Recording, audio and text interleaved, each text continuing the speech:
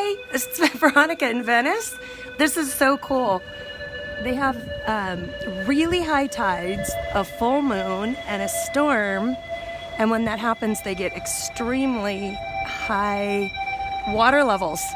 So there's this alarm that goes to alert everyone to let them know that it's going to be really bad for a while. So it's kind of fun to be in Venice when you're actually like all the floods are going crazy, because you think of Venice and you think of, okay, it's flooded, there's no cars, you need a boat.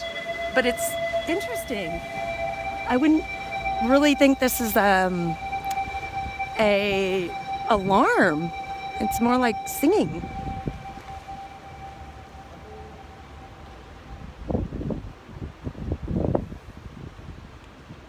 I guess it's over, but our hotel did say if you hear alarms, that means that within an hour it's going to be super high flooding for like over 3 hours, and like super high floods. I've seen people walking around with these cool booty things over their boots, like I don't know, like fake galoshes, plastic galoshes.